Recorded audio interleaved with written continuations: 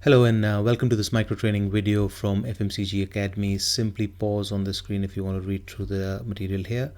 Today's topic is a basic product P&L, and I'm going to quickly run through the components before we get into the detail of working out a full P&L. Key component is the everyday shelf pricing. That's the first key component. We need to understand the profit and contribution level, profit and contribution per unit. When the retailer, not the FMCG manufacturer, when the retailer sells at the everyday or regular shelf price. The next key component is promotional pricing, and this is becoming more and more important in most markets around the world, and a good understanding of profit and contribution per unit and how that's calculated when the retailer sells at a lower or promotional price. And more importantly, this pricing is funded by the supplier or the FMCG manufacturer. You might have situations where the retailer funds the discount, but that is more the exception than the norm. Then understanding how the units calculations and the units sold and the sales split between the everyday price sales and the promotional price sales. Because the profitabilities are going to be quite different. And then we essentially just combine all these three and reach a full P&L. And what I call a marketing and sales P&L, which every marketer, category management or sales professional should know how to make. Assumptions: one retailer. Doing this for one retailer, and you can replicate this with multiple retailers in your market or average them out into one grid. One product or group. You will have multiple products if you are managing a larger portfolio, but this is just to keep simplicity and pricing structures. And a single promotional price. You can add multiple promotional prices. You're more likely to have one or two or possibly three promotional prices, but in this case we are using a single promotional price. Let's have a look at how the everyday and regular pricing P&L is calculated. On this column here, you're going to see descriptions, and simply pause out here if you want to read through the descriptions. We're going to capture the key facets and measures here and detail all the stuff on the right. Let's get into it straight away. We are assuming this is a product called A, and there is, sorry, that's not very good drawing. My drawing is not that good, as is clearly evident. But what we've got is a product called A and a retailer called X. And we'll calculate percentage of gross sales value on the extreme right column here, and I'll explain that concept as we go along.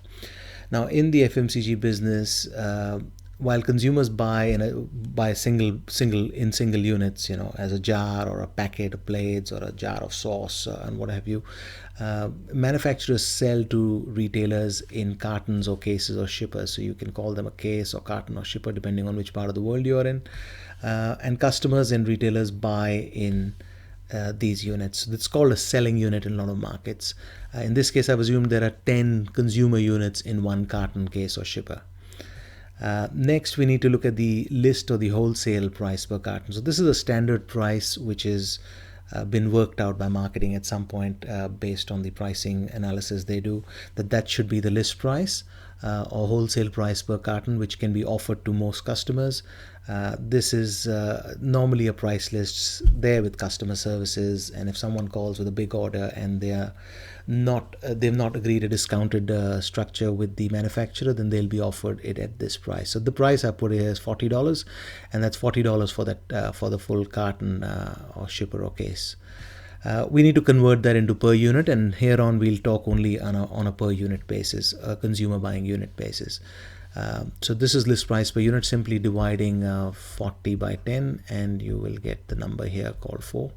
And that's $4 per unit then this product is at, and that's what we've kept as 100%. So and this is also called your gross sales value.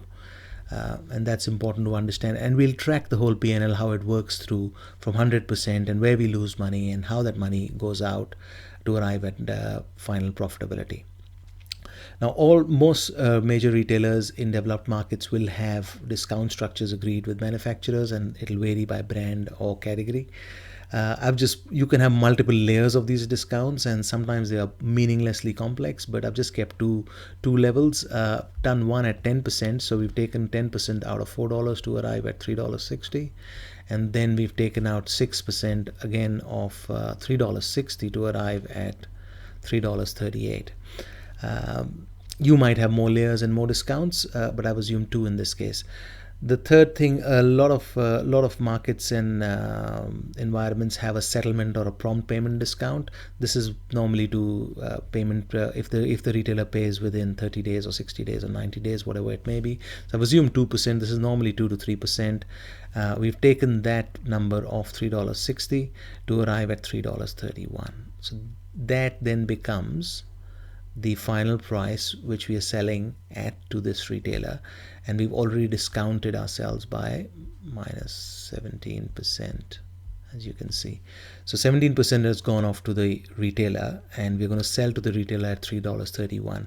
These discounts are specific to this retailer and this product group or brand. This may be more common across multiple product categories and brands. Now let's look at how the retailer is functioning. So the retailer is going to sell this product obviously to make money. The retailer will sell it at $5. We call this the everyday shelf price, or RRP. The RRP stands for, so RRP is equal to recommended retail price. It's a recommended retail price.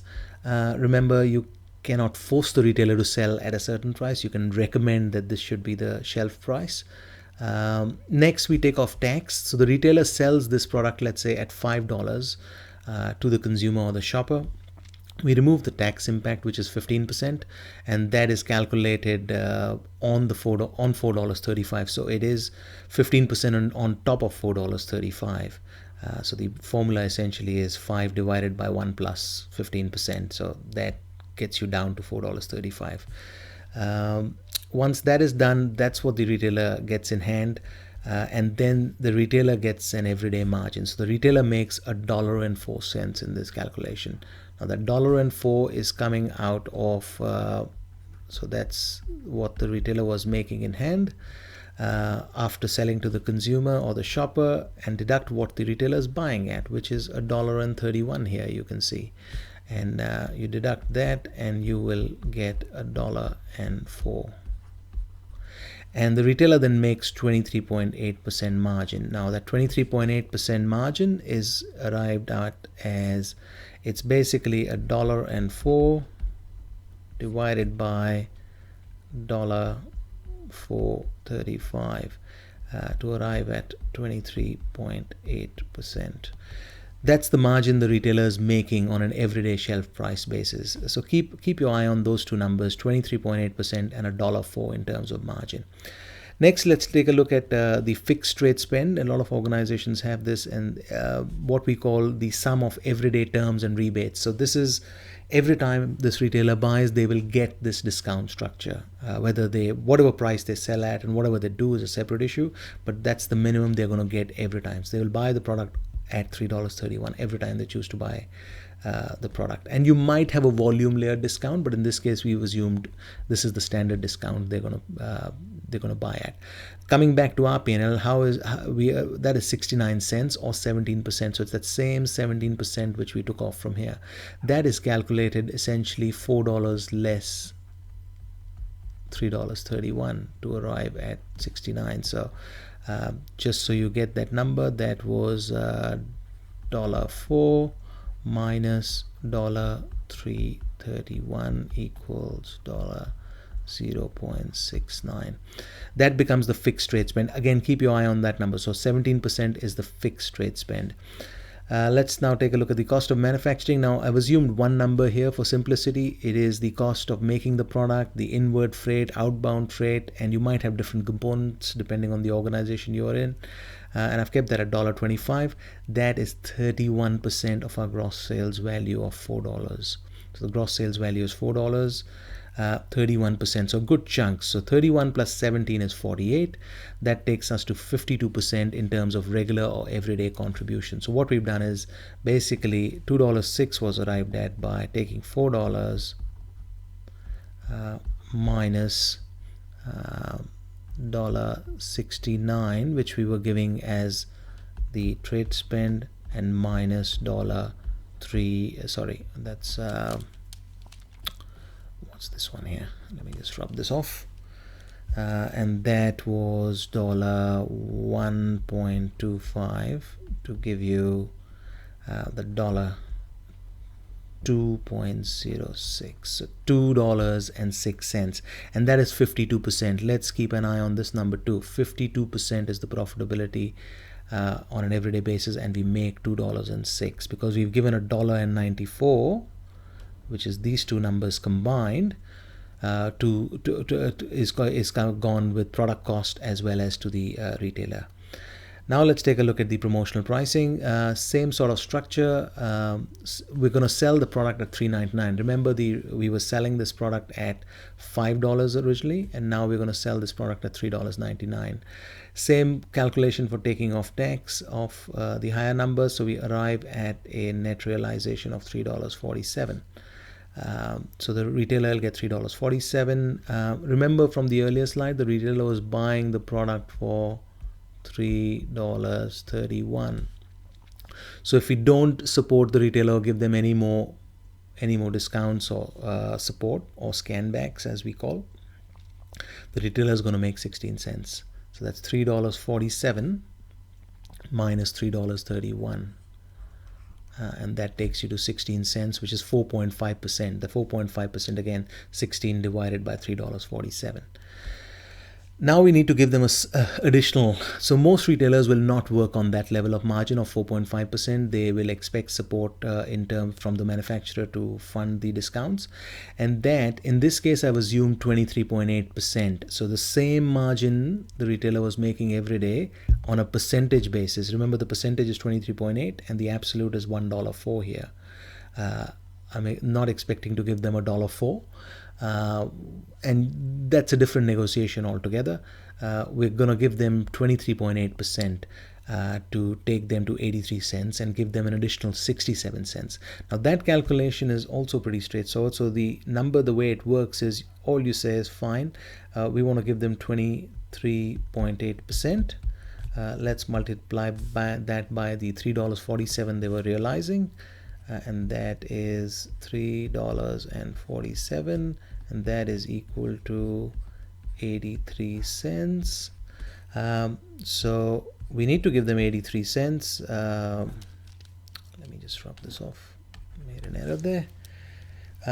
So we need to give them 83 cents. So we're giving them to reach that. We are already giving them 16 cents. Remember, they were going to make only 16 if we didn't support them any further. So because they're making 16 cents already, all I need to give them more is 67 cents. There you go. That is a simple calculation, but remember, that is now 17% of the gross sales value in your P&L. So it's a fairly large chunk. Next, we've got fixed retailer costs. Now, a lot of retailers will have promotion participation costs. There could be mailer or catalog cost, off-location display, and stuff like that, which is not directly linked to units. But if you want to play in the promotion, then you got to fund that. And I've kept that at 5% only when we are promoting. So that's 20 cents of $4. So that is 5%, as it's not units linked or volume sales linked. And we're going to support that. We'll need to spend that amount of money when we are on promotion as a manufacturer. This totals up now to the discretionary trade spend. Now that's when on promotion. So this is discretionary because it's controlled by the manufacturer and is used to drive sales and market share, etc. And that is sitting at 22% in this case. So that was the sum of 67 cents plus 20 cents to arrive at 87 cents. So we're giving 87 cents support when the retailer is discounting down from $5 to $3.90. Remember, the retailer was originally selling the product at $5. They're coming down to $3.99. And we are going to support them with 87 cents. 20 cents is roughly the fixed cost, and 67 cents for a total of 22%. 17 plus 5 there. So the promotional contribution per unit, again, straightforward.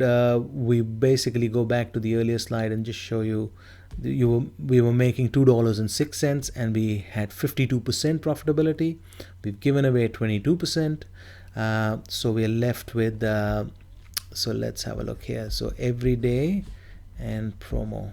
So we were making 52% there, and then we've knocked off discretionary trade spend at negative 22%, and now on promotion the business is going to make 30% contribution. Similar with the profitability, we were making $2.06. There you see that number. So let me just come back. So $2.06, and we've deducted $0.87, so that's 87 cents gone to arrive at $1.19. Does that kind of make it clear in terms of how the profitability gets impacted? So the retailer still makes 23.8%. They don't make the same dollar margin, which was about $1.06 previously. But as a manufacturer on promotion, the impact is quite dramatic. We knocked off a good chunk of our margin and lost 22% of our profitability from 52 to 30. But that is the reality of the retail space and the promotional world in FMCG. Moving next to unit calculations. Again, this is more straightforward. So we have the shelf price at $5. We're doing an annual P&L, so we're going to have weeks when we're going to promote and weeks when we're not going to promote. So I've assumed 34 weeks we are not promoting. Average unit sales per store per week, important concept.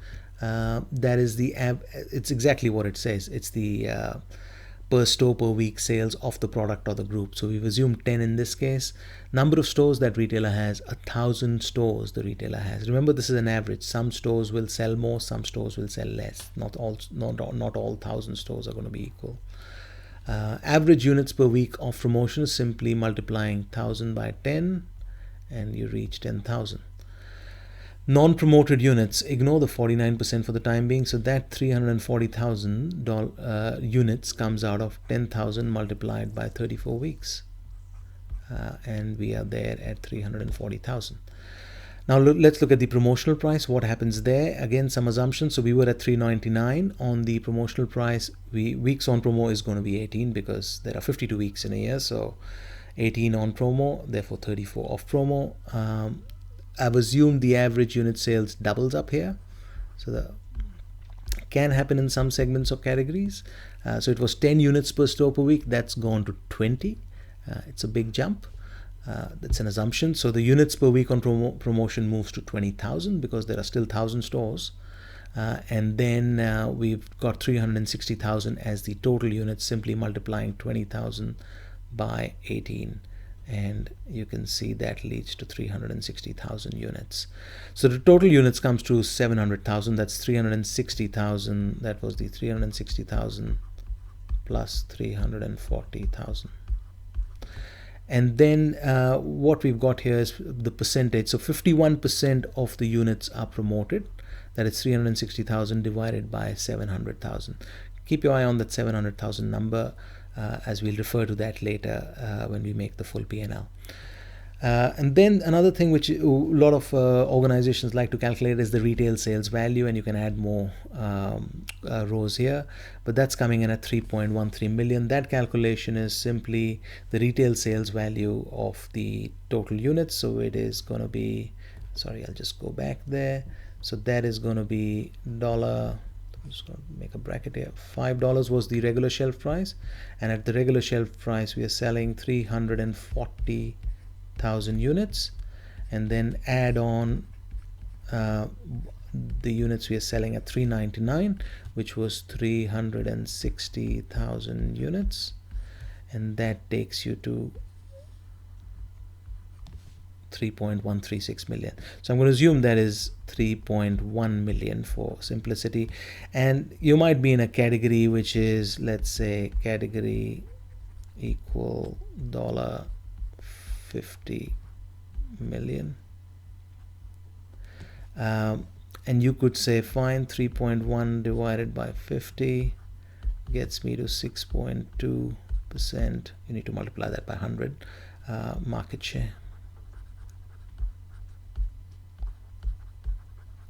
So that gives you an idea how that number can be used. And it's also a sense check when you're putting a new plan together. Is that share relevant? Is that share based on last year? Or if it's a new product, is it too ambitious or is it not ambitious enough? And it gives you a sense check definitely when you're looking at doing all the crunching the numbers through and arriving at a market share, because that's what marketers really strive for and hope for. Putting together the full P&L, gross sales value is of $2.8 million. That was calculated, remember, the 700,000 units, and we've just multiplied that by $4 to arrive at $2.8 million. Remember, the fixed rate spend, if you see on the first slide, was 17%. So we multiplied 17% by 2.8 million and we arrive at 481,600. Discretionary trade spend, if you remember, and I'll just jump back for a second just to show you a couple of things. The discretionary trade spend we calculated was 22% of gross sales. There it is, 87 cents. And more importantly, the promoted units were 51%. They were 51% of the total units. Keep those two numbers in mind as we calculate the discretionary trade spend, and that was 22% multiplied by 51%, because it's only applicable when we are promoting.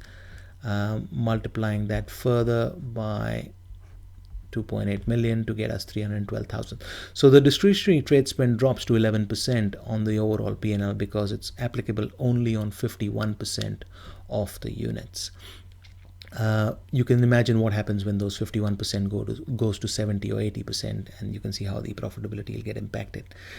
Deducting the fixed and the discretionary trade spend, we arrive at a net sales value, which in this case is 72%. It is low in some it could be low or could be high depending on which category or segment you're in, but I've seen that number fair enough, early 70s or even late 60s. And we arrive at $2 million. Product cost was again 700,000 units multiplied by $125, and that takes you to 875,000. So that was another 31% of the cost impact on your P&L. Net product contribution, 2 million minus 875 takes you there to 1.13 million. So we're left at 40% net product contribution. Remember, the everyday was at 52, and the promotional was at 22 at 30%, when we lost 22% through promotional pricing support. So this is coming somewhere in the middle at 40%. Then I've assumed a few marketing expenses which will be there, and we'll get into the marketing side later in more detail. Advertising at 8%, and that includes media production, sampling, PR, and sponsorship. Below the line expenses, consumer promotions, point of sale at 4%, and research and brand tracking, which is which you can attribute to this brand or product group, at 3%. That is a total of 15%. We knock all that off and we reach a sales and marketing contribution of 710,000, which is 25%.